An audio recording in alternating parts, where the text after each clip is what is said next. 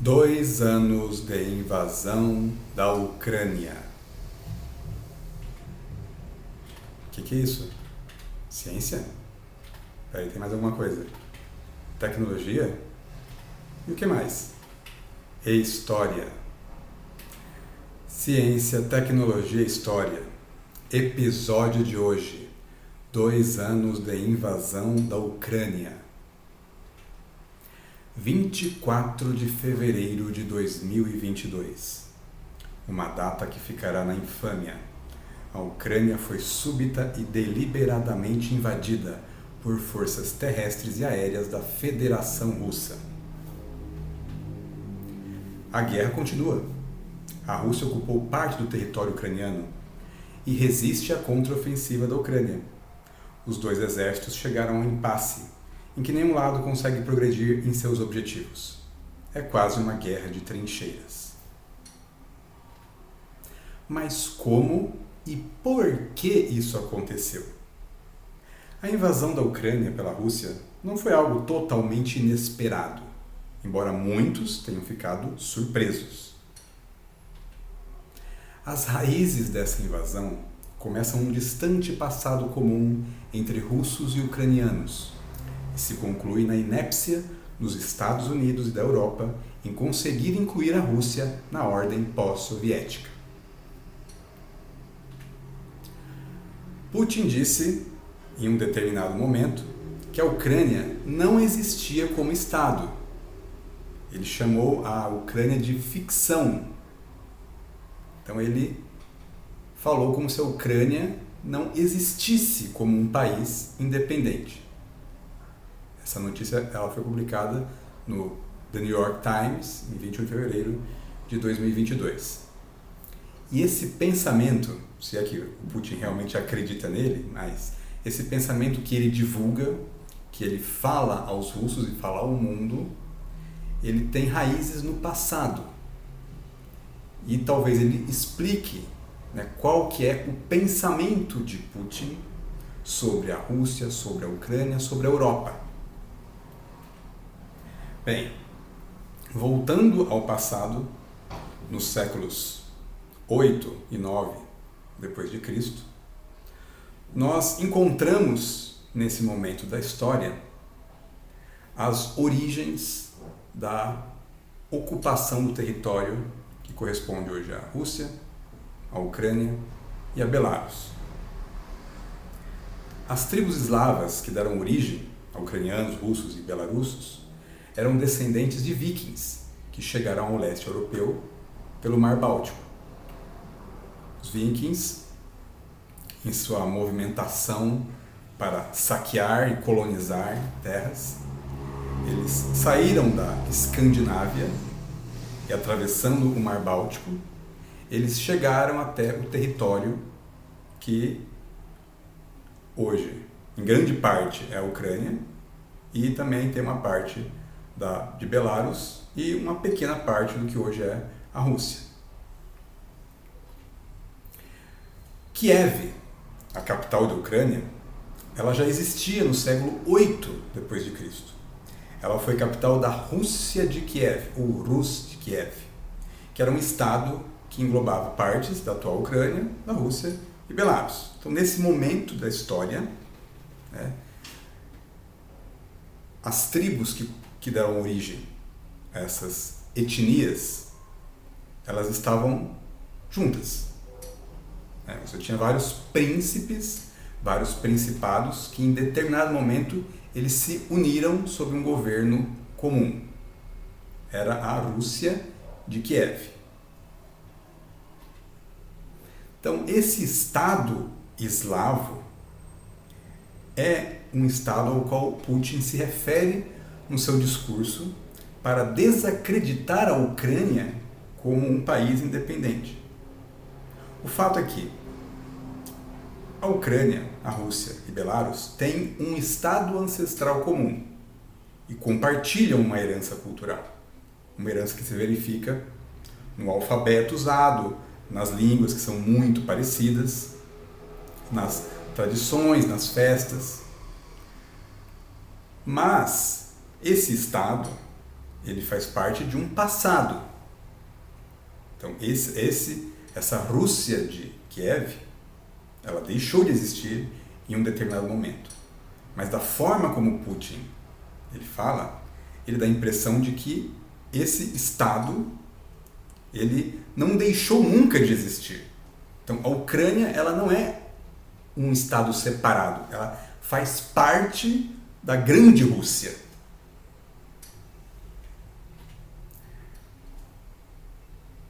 Vladimir o Grande foi um dos príncipes da Rússia de Kiev. Em 988 d.C., o grão-príncipe Vladimir foi batizado e ele conduziu esse Estado eslavo para o cristianismo bizantino, que é o catolicismo ortodoxo. Essa também é uma herança cultural que esses países compartilham em comum, a Igreja Ortodoxa. A Igreja Ortodoxa que também influencia não somente a parte religiosa da sociedade, mas também a parte cultural, a literatura, porque ela aparece na literatura, e também a influência política, uma vez que a Igreja Ortodoxa ela era a igreja oficial do Estado. Então nós temos aqui, nesse momento, uma construção de uma herança cultural comum. Mas nós veremos que, com o passar do tempo, essa Rússia de Kiev, ela se dividiu em estados que seguiram caminhos diferentes. Após a morte do príncipe Mstislau, no ano de 1132 d.C., a Rússia de Kiev se desintegrou em principados separados. Então, até o príncipe Mstislau ainda havia um estado eslavo único, que era governado por um príncipe, mas os principados, na verdade, eles sempre existiram. Então, mas eles respondiam a um grande príncipe. Mas com a morte de Mstislau, essa unidade ela deixou de existir. E cada principado seguiu o seu próprio rumo, com cada um dos príncipes governando o seu território. Então, como no feudalismo, em que os senhores feudais que realmente governavam seus pedaços de terra, os seus feudos, então aqui o grande Estado eslavo primitivo, ele se transformou numa série de feudos independentes, das quais alguns vão seguir um caminho mais ligado ao Oriente e outros mais ligado ao Ocidente. Depois da desintegração do Estado eslavo, ocorreu a invasão mongol. Os mongóis, liderados por Batu Khan, que era neto de Gengis Khan, devastaram os principados da Rússia de Kiev, destruindo totalmente essa cidade em 1240 d.C. Os mongóis ocuparam o território que correspondia à Rússia de Kiev por bastante tempo. E a presença deles foi tão forte, eles deixaram uma influência tão forte na sociedade russa, que na Rússia do século XVII, mais de 15% das famílias nobres tinham origens tártaras e orientais.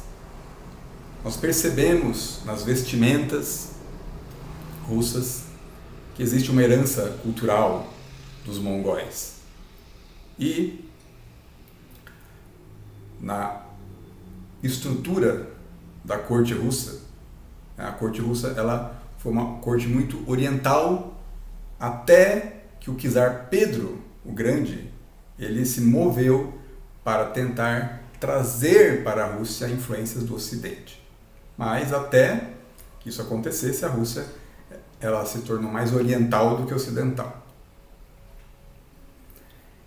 E após a invasão mongol, o grão-ducado da Lituânia ele passou a controlar o território que corresponde à Ucrânia, até formar, em 1569, a Comunidade Polaco-Lituana.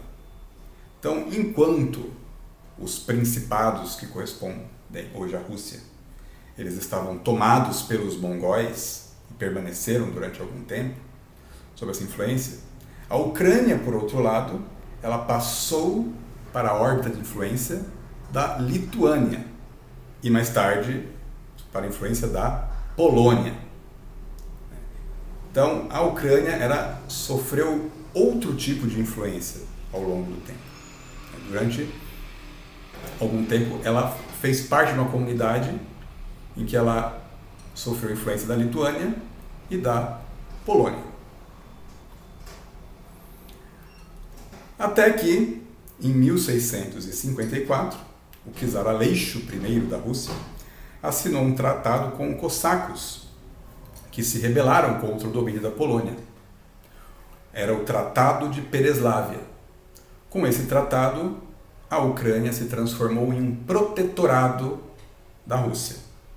Então, a partir daí, a Ucrânia ela passou, na prática, a fazer parte da Rússia. A Ucrânia ela havia sofrido um processo de polonização antes do Tratado de Pereslávia. Então, ela foi bastante influenciada pela Polônia, na verdade, de maneira dirigida. Era interesse da Polônia que a Ucrânia acabasse se transformando em uma parte dela. Então, poloneses, eles foram ocupar territórios ucranianos. Agora, com a Tratado de Pereslávia, ocorria um outro movimento. Começava um processo de russificação. Então, a Rússia queria que a Ucrânia ela realmente se integrasse ao seu território, que se transformasse em Rússia. E aí, várias medidas foram tomadas, como, por exemplo, a proibição do idioma ucraniano, proibição de ensinar, proibição de escrever, ler, de falar, mas, de maneira secreta, os ucranianos continuaram preservando o seu idioma, apesar da proibição. Mas a ideia da Rússia era transformar os ucranianos em russos. Em seguida, a Rússia ela começou uma grande expansão territorial. Em 3 séculos, ela se transformou em um império extenso, que ia do leste europeu até o extremo oriente, chegando nas fronteiras com o Japão, Mongólia e China. Então, a Rússia ela conseguiu mais que dobrar o seu território num período de 300 anos. E aí, quando chegamos ao século XX, a Rússia ela acaba entrando na Primeira Guerra Mundial. A Rússia era aliada, o Império Russo era aliado da Sérvia, e quando a Áustria-Hungria declarou guerra à Sérvia, como parte de um tratado, a Rússia foi apoiar a Sérvia e declarou guerra à Áustria. Só que a Áustria é aliada da Alemanha, e assim a Rússia também teve que declarar guerra ao Império Alemão. A entrada da Rússia na Primeira Guerra Mundial foi um desastre completo para o Império. Em 1917, uma grande crise econômica, social, ocorrem 2 revoluções em sequência. A primeira revolução derruba o czar Nicolau II. E a segunda revolução, talvez a mais conhecida, a Revolução de Outubro de 1917, coloca os comunistas, liderados por Lenin, no poder. Isso é uma grande mudança de rumo para a Rússia. Os comunistas, assumindo o controle, eles decidem acabar com a guerra, tirar a Rússia da guerra. Na verdade, essa era uma das promessas deles para a população. Então, em 1918, a Rússia cede, como parte de um acordo de paz, vários territórios para o Império Alemão, incluindo a Ucrânia.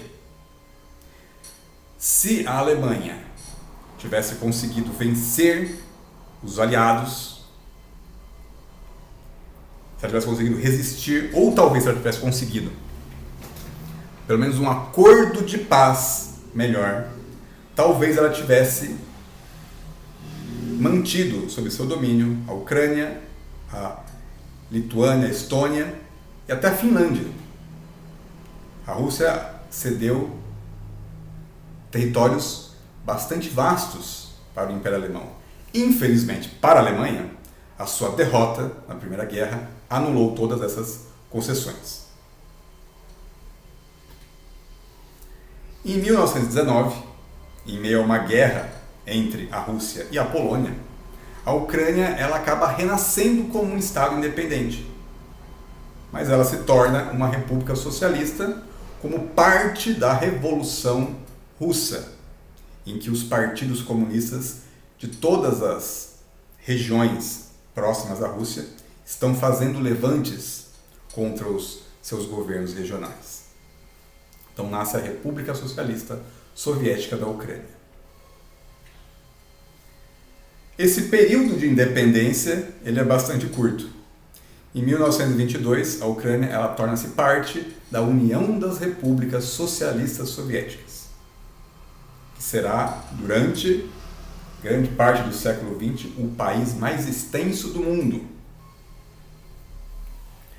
A União Soviética é uma união de repúblicas, mas, na prática, o governo da Rússia é que realmente comandava os demais. Então nós temos uma coisa importante, guarde isso, para poder entender o conflito entre Rússia e Ucrânia. A Rússia não tem um passado democrático. A Rússia não tem uma experiência democrática. A Rússia, centro de poder da União Soviética, não experimentou a democracia, porque ela passou de uma monarquia absolutista quase que diretamente para uma ditadura de um partido único, que era o Partido Comunista da União Soviética.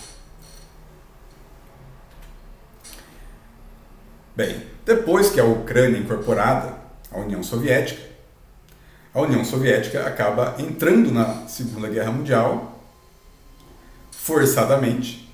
Inicialmente, Stalin, o líder da União Soviética, fez um acordo com Hitler para impedir uma invasão, e nesse acordo eles dividiram a Polônia, mas, em determinado momento, a Alemanha nazista resolve invadir a União Soviética, principalmente para conseguir os seus recursos naturais para sustentar a máquina de guerra alemã. Mas há uma reviravolta. A União Soviética derrota a Alemanha nazista e encerra a Segunda Guerra Mundial na Europa. A Ucrânia, durante a invasão dos nazistas, ela foi ocupada e foi arrasada. Inicialmente, os ucranianos, pelo menos alguns ucranianos, até esperavam que os alemães os libertassem dos russos. Mas os alemães chegaram com a cultura nazista de destruição. E isso acabou fazendo com que os ucranianos se unissem aos russos para derrotar os nazistas. Com o final da guerra, temos o estabelecimento de uma nova ordem mundial. A União Soviética decide, junto com Estados Unidos e Reino Unido, como será o mundo após a Segunda Guerra. Então, os três grandes vencedores, os três países que empenharam seus exércitos contra o Império Alemão e Japonês, eles resolveram entre si como que seria o mundo após o fim do conflito, sem envolver os demais países, inclusive seriam divididos por eles. A União Soviética passa a uma condição de superpotência. Com o final da Segunda Guerra, ela passa a disputar a hegemonia mundial com os Estados Unidos, que eram os grandes vencedores da Segunda Guerra Mundial, porque o seu território continental não foi atacado em nenhum momento. Quem foi atacado foi o território das Ilhas Havaianas, em Pearl Harbor. O continente, a indústria dos Estados Unidos nunca foi afetada, ao contrário da União Soviética, que foi invadida, teve destruição e milhões de pessoas morreram. Mas ainda assim, ela conseguiu derrotar a Alemanha nazista e ela saiu como uma grande vencedora. Estados Unidos e União Soviética, ambos buscarão aumentar a sua esfera de influência no mundo. Em 1949, Estados Unidos e países da Europa Ocidental criam a Organização do Tratado do Atlântico Norte. Era uma aliança militar que claramente visava proteger os membros de um ataque da União Soviética. Porque uma vez que a Alemanha nazista havia sido derrotada e ela havia sido ocupada pelas potências vencedoras, de quem que a Europa precisava se proteger? Claramente era da União Soviética, que não fazia parte dessa organização. No mesmo ano, 1949, a União Soviética detona sua primeira arma nuclear, tirando dos Estados Unidos a sua maior vantagem militar. Desde 1945, os Estados Unidos tinham um as na sua manga, porque era o único país que tinha uma bomba atômica. E assim tinha um poder de ameaça muito grande. Mas a partir de 1949, essa vantagem ela se encerra. Agora, Estados Unidos e União Soviética são os dois países que têm arsenais nucleares. Não só eles criaram as suas bombas, mas aumentarão gradativamente os seus arsenais. Em 1957, a União Soviética inicia uma disputa espacial com os Estados Unidos ao lançar o primeiro satélite, o Sputnik. Além disso, o primeiro homem a ir ao espaço também era um soviético, Yuri Gagarin.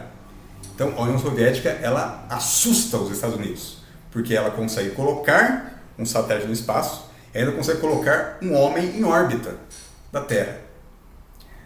O medo, ele tem justificativa, porque os Estados Unidos pensavam que se os soviéticos conseguem colocar um aparelho no espaço, conseguem mandar pessoas para o espaço, eles podem atacar os Estados Unidos a partir do espaço.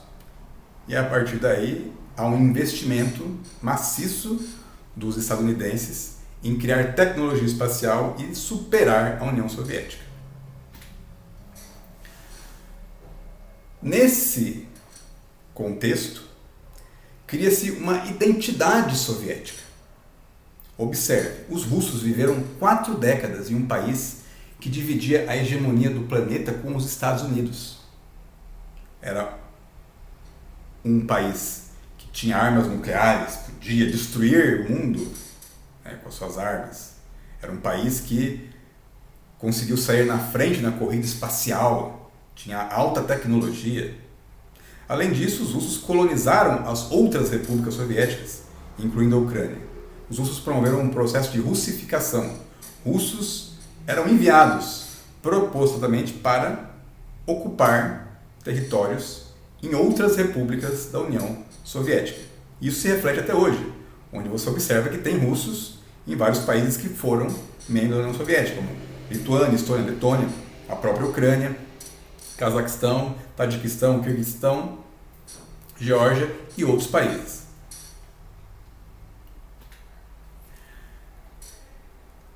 Além da identidade soviética de superpotência, de país que tem uma tecnologia espacial, havia uma cultura totalitária na União Soviética. Os aliados europeus da União Soviética eram tratados como colônias, com governos obrigatoriamente alinhados com Moscou. Tentativas de obter autonomia eram esmagadas brutalmente, como ocorreu na Hungria em 1956 e na Tchecoslováquia em 1968. Na verdade, os aliados europeus da União Soviética eram aliados forçados. Com o final da Segunda Guerra Mundial, a União Soviética ela ocupou os países do leste europeu sem dar a esses países a possibilidade de decidir se isso era bom ou ruim. Eles não tiveram um convite, eles ficaram por lá. E depois, mesmo retirando os seus grandes contingentes, eles fizeram com que governos simpáticos à União Soviética fossem instalados. Quando Estados Unidos e Europa criaram a OTAN, em resposta, a União Soviética criou o Pacto de Varsóvia, que seria uma aliança militar dos países do leste europeu contra o Ocidente. Só que esse pacto ele foi um pacto forçado. Os membros eles tinham que fazer parte do Pacto de Varsóvia. E na prática, o Pacto de Varsóvia nunca serviu para nada. porque nem de si mesmos os países eram protegidos, como no caso da Hungria e da Tchecoslováquia. Mas o sonho ou pesadelo soviético, ele se mostrou insustentável. A União Soviética nunca se recuperou plenamente da Segunda Guerra Mundial. O seu sistema econômico era insustentável ao longo prazo. Uma elite burocrática gozava de privilégios, enquanto a população carecia de itens básicos. E chegou um momento que esse Estado não suportou mais. E aí ocorreu o fim da União Soviética. Em 1989, o Muro de Berlim é derrubado e a Alemanha se reunifica. Então, depois de várias décadas, depois de sair da Segunda Guerra Mundial humilhada, arrasada, destruída, a Alemanha finalmente volta a ser um único país e deixa de ser comunista. Não existe mais a Alemanha Oriental, não existe mais a Alemanha comunista. Isso é uma grande derrota para a esfera soviética. E aí, 2 anos depois, a própria União Soviética deixa de existir, após uma tentativa de golpe de Estado contra seu último líder, Mikhail Gorbachev, detida pelo presidente da Rússia. A União Soviética ela foi formalmente dissolvida pelo Tratado de Belovezh, que foi assinado pelos presidentes da Rússia, Ucrânia e Belarus. Havia um líder da União Soviética, que nessa época era Mikhail Gorbachev, mas cada república tinha o seu presidente. Nesse caso, o presidente da Rússia, que era o maior país, e aquele no qual em Moscou ficava a sede da União Soviética, a sede do governo soviético, ele participou da reunião que acabou com a União Soviética. Observe bem, temos aqui então líderes dos países que no passado formaram a Rússia de Kiev, Rússia, Ucrânia e Belarus. Os líderes sentaram na mesa e eles decidiram que a União Soviética deixava de existir e que os seus países eram independentes. Nesse momento, a Rússia reconheceu que a Ucrânia era um país independente. Depois, mais tarde, a Ucrânia vai fazer um acordo com a Rússia, vai entregar todo o arsenal nuclear que ela tem em seu território para a Rússia, com a contrapartida de que a Rússia reconheça a independência da Ucrânia e as suas fronteiras. Então, observe bem, com o final da União Soviética, a Rússia reconhece a independência da Ucrânia e as suas fronteiras. Então, quem é o homem que assinou esse tratado? Boris Yeltsin. Então, em 1991, Boris Yeltsin, como líder da Rússia, reconhecia que a Ucrânia era um Estado independente. Guarde isso. E aí, com o fim da União Soviética, não há mais Guerra Fria. E os Estados Unidos não têm mais um grande antagonista. A Rússia adere ao capitalismo. Milhares de russos espalhados pelas antigas repúblicas soviéticas se tornam subitamente estrangeiros. Eles que poderiam se sentir como russos, não, né, como os grandes líderes, né, dentro da União Soviética, agora muitos se tornam meros estrangeiros e têm a sua identidade perdida. Há um livro de Svetlana Alexievich, que é O Fim do Homem Soviético, na qual ela trata da destruição dessa identidade, dessa crise em que a população soviética tem com o fim do seu país. As pessoas que se reconheciam como soviéticas, de repente, elas perdem essa identidade. Não somos mais uma superpotência, agora somos um país em crise, não somos mais o grande centro do comunismo mundial. Né? De repente, termina o grande conflito, a Rússia não é mais uma ameaça para os Estados Unidos. Parece que haverá uma paz a um preço humilhante para a Rússia. Em uma década, o presidente Yeltsin governa a Rússia, é o primeiro presidente da Rússia pós-fim da União Soviética, mas ele enfrenta grandes crises. Em 1999, ao final do seu segundo mandato, Yeltsin nomeou um ex-agente da KGB, Vladimir Putin, como primeiro-ministro. Essa era a indicação de que Putin era a escolha de Yeltsin para a sua sucessão. E, a partir de 99, a OTAN começa a cercar a Rússia. A OTAN, como nós vimos, foi criada para quê? Para proteger a Europa Ocidental, né, os Estados Unidos, de um ataque da União Soviética. Mas não existe mais a União Soviética. Então, qual é o motivo da OTAN continuar existindo? Bem, ocorre que ela não tem motivo para existir e muito menos para aumentar o número de membros. Mas, mesmo assim, ela começa a aumentar a partir de 1999. Os ex-membros do Pacto de Varsóvia, que eram os países que estavam sob influência anterior da União Soviética, eles começam a aderir à OTAN. Inicialmente Polônia, República Tcheca, Hungria. Depois temos Estônia, Letônia, Moldávia, Romênia, Bulgária e a Eslováquia. E aí a Rússia começa a se ver cercada pela OTAN. Ela que tinha uma cortina de ferro, ela tinha uma muralha de países protegendo-a da OTAN, agora começa a ver a OTAN se aproximando das suas fronteiras. E aí, qual é o último bastião de proteção da Rússia contra a OTAN? É Belarus e a Ucrânia. Observemos no mapa aqui à direita que Estônia, Letônia e Lituânia estão ali na fronteira com a Rússia. Então, a Bulgária e a Romênia também são próximas da Rússia através do Mar Negro. Então, a OTAN está bem próxima, né, com possibilidade de atacar a Rússia com armas instaladas nesses países. Se a OTAN, se Belarus e a Ucrânia aderirem à OTAN, a Rússia ficará completamente cercada. Isso é preocupante. Isso, na verdade, é um erro bastante estratégico da OTAN. Enquanto isso, Putin ele prossegue na sua ascensão. Ele foi eleito presidente da Rússia em 2000 e depois foi reeleito em 2004. Ele não poderia se reeleger pelas leis russas naquela época, mas aí ele foi nomeado em 2012 primeiro-ministro pelo seu amigo, o presidente Dmitry Medvedev. Quando Medvedev terminou seu mandato, Putin foi eleito novamente presidente em 2012 e aí reeleito em 2018. Putin se tornou popular ao representar uma liderança firme para a Rússia. Ele conseguiu trazer a herdeira da União Soviética de volta ao palco principal dos assuntos globais e recuperar e estabilizar a economia, melhorando a vida da população em geral.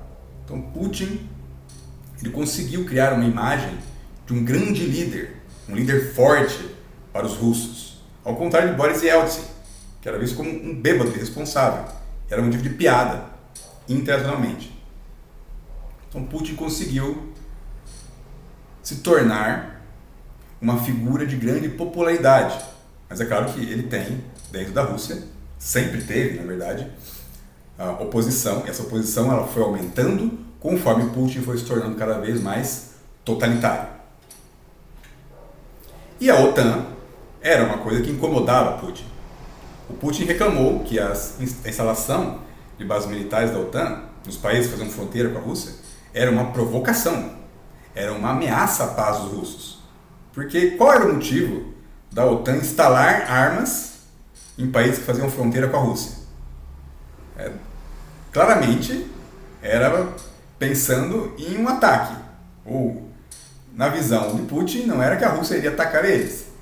Putin na verdade sugeria que esses países estavam pensando em atacar a Rússia, eles se colocavam como vítima. E aí em 2014 ocorre a Revolução Ucraniana, o Euromaidan.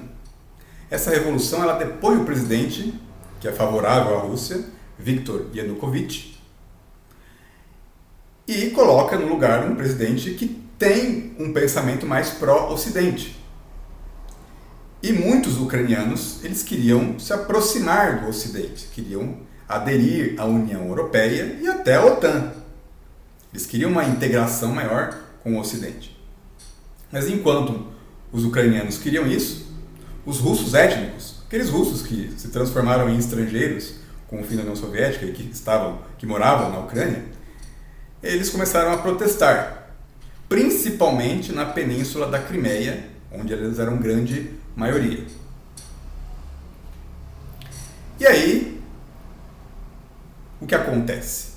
Contrariada pelo novo governo para o Ocidente, a Rússia aproveita o apoio da maioria da população da Crimeia, que é composta de russos étnicos, e, naquele mesmo ano, 2014, anexa a península. A península da Crimeia é onde a Rússia baseava a sua frota naval, e é um ponto estratégico. Mesmo com o fim da União Soviética e o reconhecimento da independência da Ucrânia, a Rússia continuou usando o porto de Sebastopol para basear a sua frota naval, porque aquele ponto sempre foi a base naval para a União Soviética. E é um ponto estratégico, onde a União Soviética pode lançar seus navios pelo Mar Negro e dali chegar até o Mediterrâneo.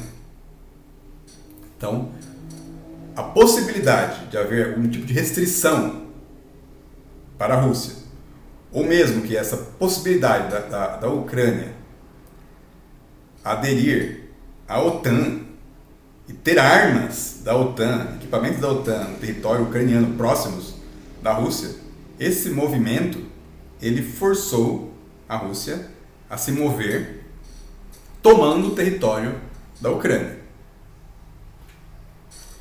A ONU considera inválido o referendo que Putin usou como justificativa para a anexação. Putin ele fez um referendo em que a população da Crimeia votou e supostamente escolheram fazer parte da Rússia. Mas esse referendo ele não é aceito pela ONU, nem pela Ucrânia. A Ucrânia considera a região como zona ocupada e reivindica a sua devolução. Além disso, ainda em 2014, começam a ocorrer conflitos de grupos separatistas formados pelos russos étnicos, os russos que moram na Ucrânia. Esses grupos eles proclamam duas repúblicas independentes no leste da Ucrânia, o território conhecido como Donbás. Eles proclamam as repúblicas de Luhansk e Donetsk. As províncias de Luhansk e Donetsk, elas são maiores do que o território que esses separatistas ocupam. Então, na verdade, eles não conseguem criar uma república ocupando todo o território que eles reivindicam. Eles criam uma república com um pedaço desse território. Mas, aí, o governo ucraniano ele passa a não conseguir mais controlar esse pedaço de terra que faz fronteira com a Rússia. E, em 2019, ocorre um evento bem peculiar, curioso na Ucrânia. O comediante Volodymyr Zelensky é eleito presidente. Zelensky ele havia interpretado, entre 2015 e 2018, o papel de presidente ucraniano na série Servo do Povo. Ele aproveita a popularidade que a série lhe deu, forma um partido com o mesmo nome da série, Servo do Povo, e consegue se eleger. Enquanto isso, na Rússia, as eleições, elas praticamente só têm um candidato. O candidato que vence, que é o Putin. O Putin se tornou o czar da Rússia, praticamente. Ele não sai do governo. Então, ou ele é o presidente ou ele é o primeiro-ministro. E em 2021, ele sanciona emendas constitucionais que lhe permitem concorrer à eleição mais 2 vezes. A esta altura, ele já era o presidente russo com mais tempo no poder desde a queda da União Soviética. Na verdade, ele superou até alguns czares em tempo de poder. Em 2021, a Rússia exigiu uma promessa da Ucrânia de que ela não se juntaria à OTAN e um compromisso da OTAN de reduzir suas tropas e equipamentos na Europa Oriental. Então o Putin ele fez um ultimato. Ele falou, Ucrânia, não quero você na OTAN. Veja bem, ele estava exigindo de um outro país um compromisso sobre uma decisão que era do país, um país autônomo, um país independente. Mas ele queria interferir na política externa da Ucrânia. E ele também fez um ultimato à OTAN. Ele não queria armas da OTAN, não queria tropas da OTAN perto da Rússia. Isso foi em 2021. E aí, parece que o Putin já está se preparando para a invasão. Os tratados que ele propôs foram rejeitados. A Ucrânia não concordou em assinar nenhum compromisso de que não se uniria à OTAN. E nem a OTAN ela assumiu nenhum compromisso de remover tropas em lugares em que ela já havia instalado. Então, o que faz a Rússia? Ela mobiliza em novembro de 2021 centenas de milhares de soldados na fronteira com a Ucrânia.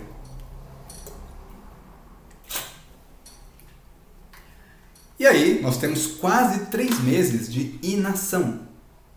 Estados Unidos, a OTAN, a Ucrânia, ficam praticamente só observando, ficam esperando algo acontecer, ficam esperando um milagre.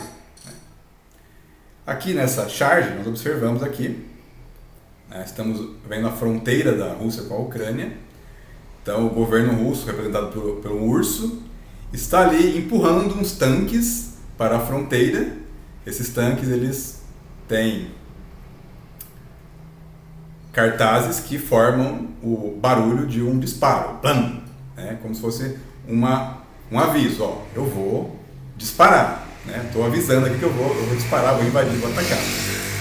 E aí nós vemos, do lado direito, temos ali o Tio Sam, que é a estação dos Estados Unidos, e aí temos um militar representando a OTAN, que é NATO, na sigla em inglês, está falando com o presidente ucraniano.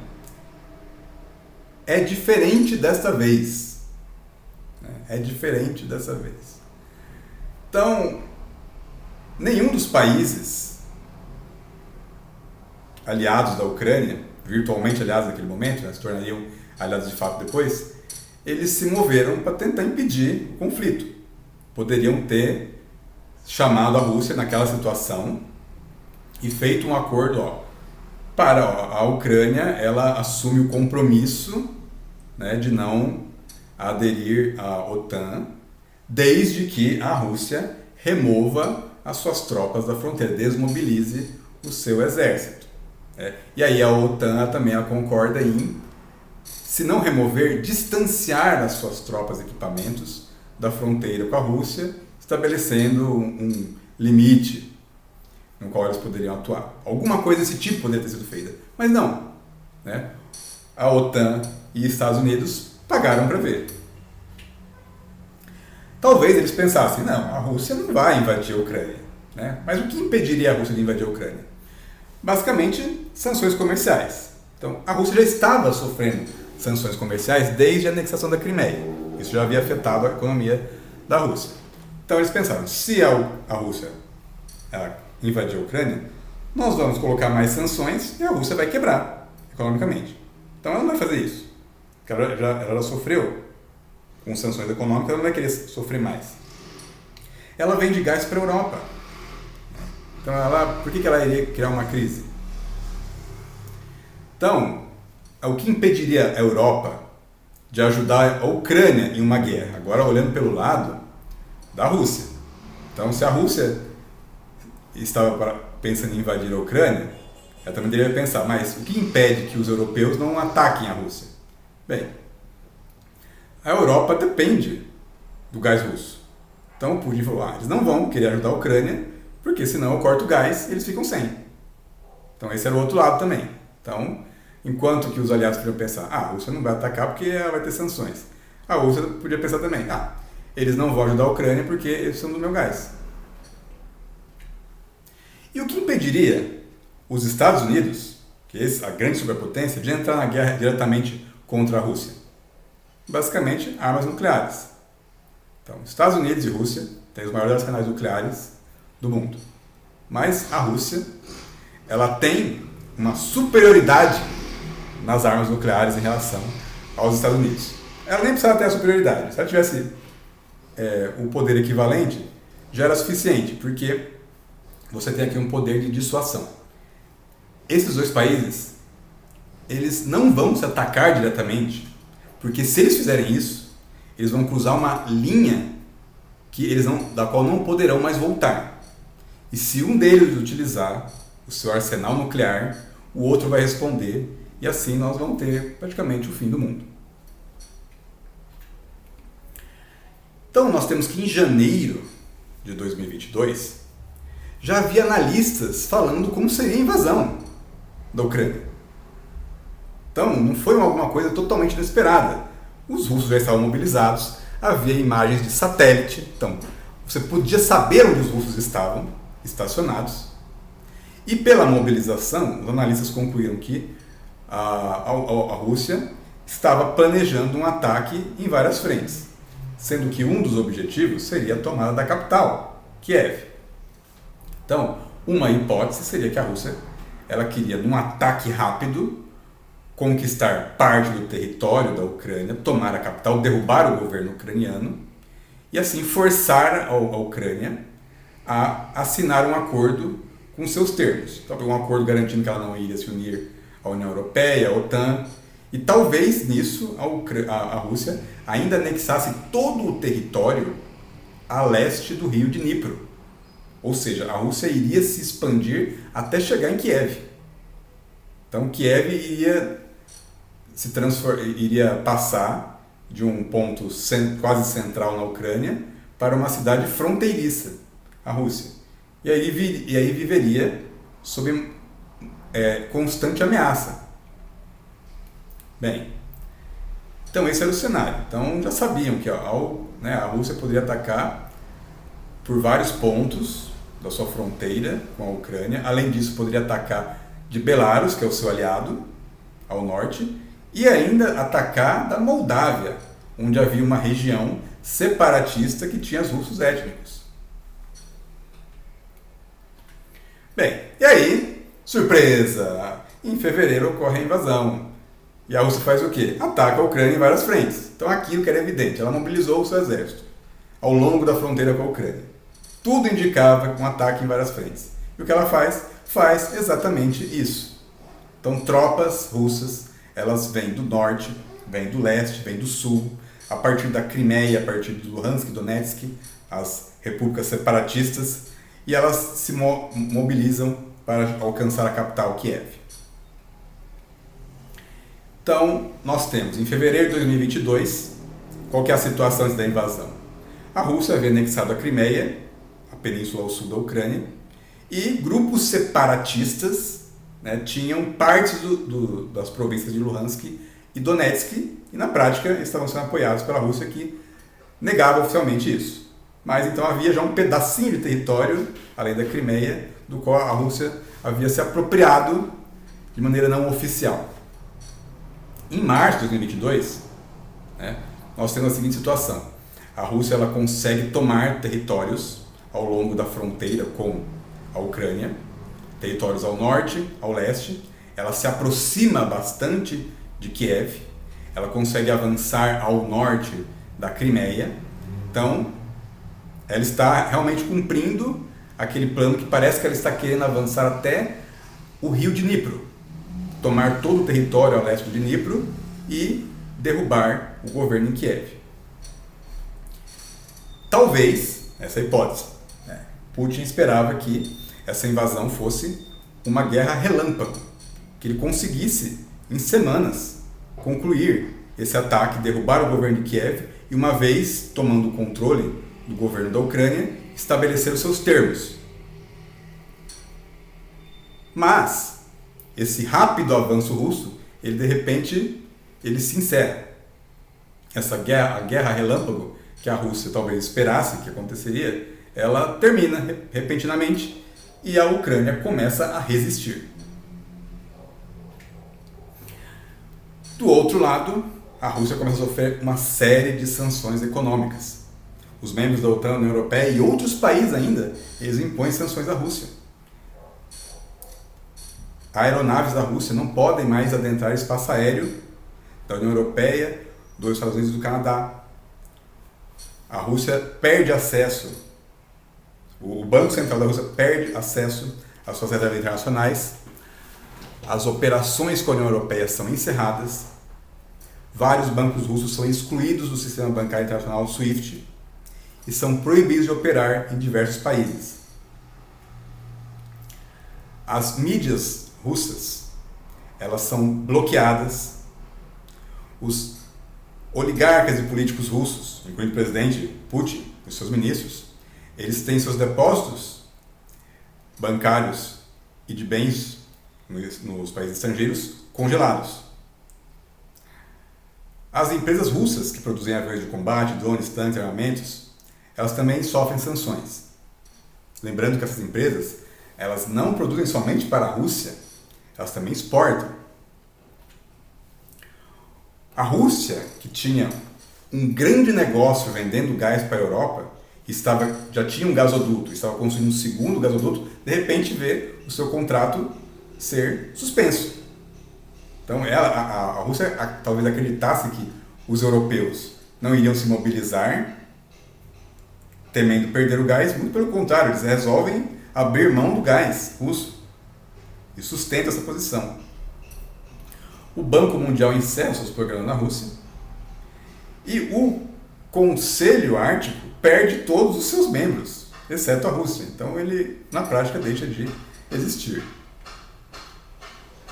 Além disso, temos sanções que afetam a parte de ciência e tecnologia.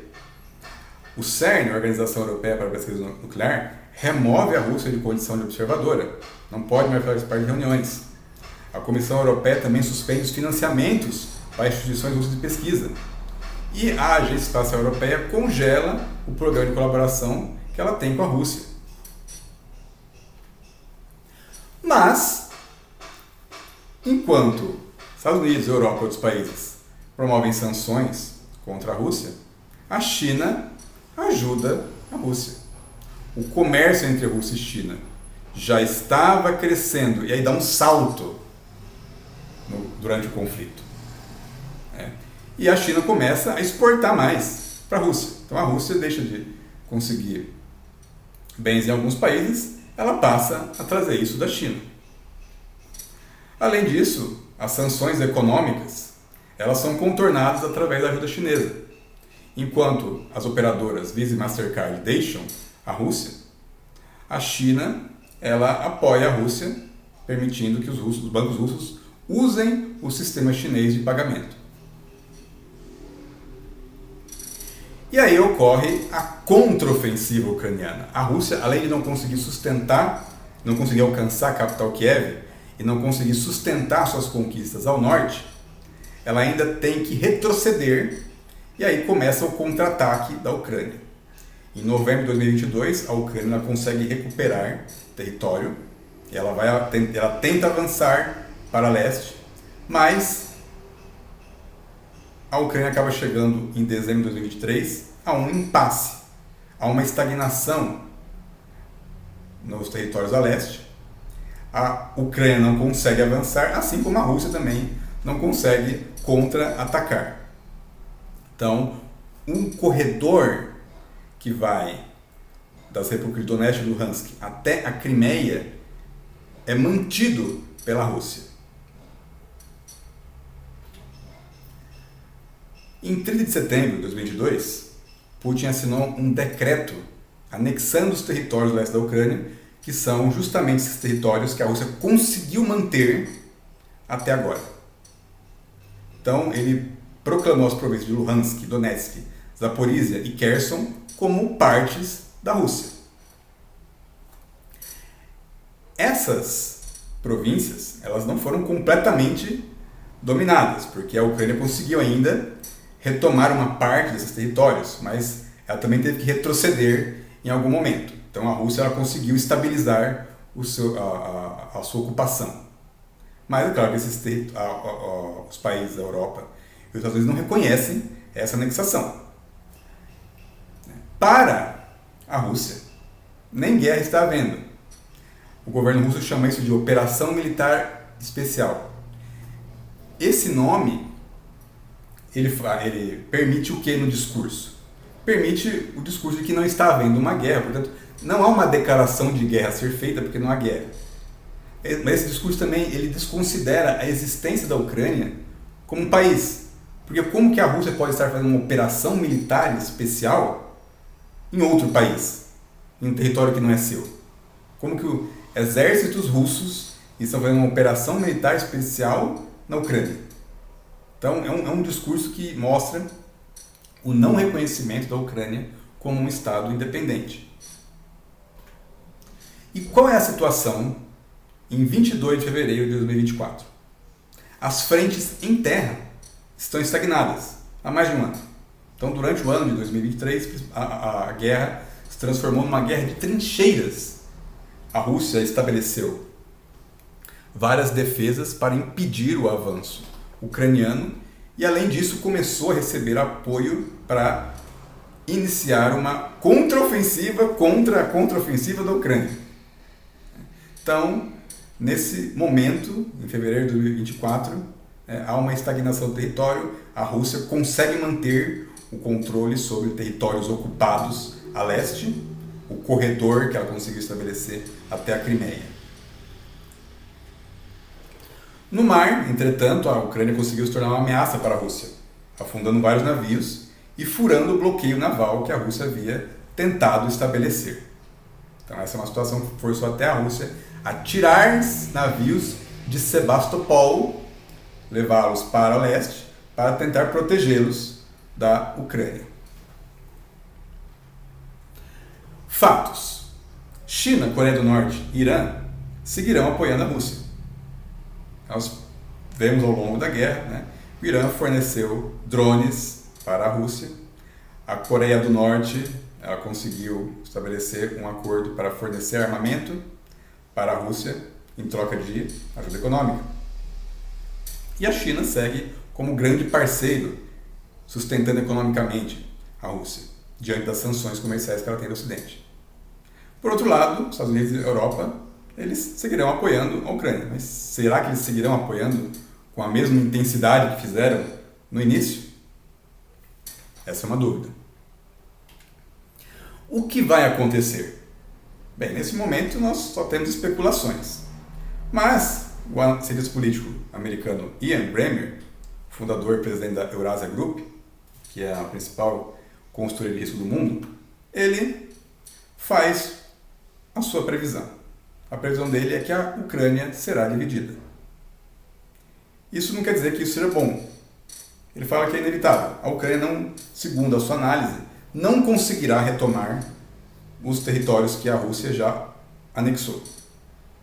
E o Ocidente simplesmente já está cansado de tentar ajudar a Ucrânia e não conseguir mais avanços.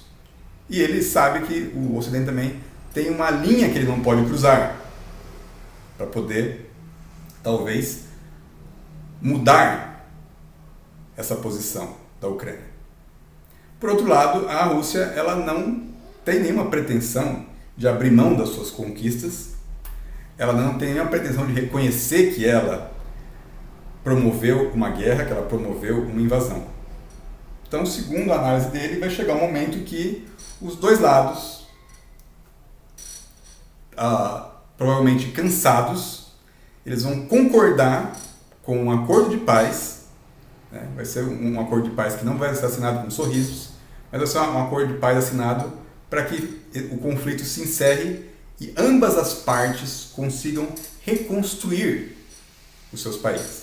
A Ucrânia precisa se reconstruir e a Rússia também precisa se reconstruir, ela precisa tentar se reestabelecer, acabar com as sanções econômicas que foram impostas a ela. Então, essa é a nossa análise dos 2 anos de invasão da Ucrânia. Obrigado pela sua audiência.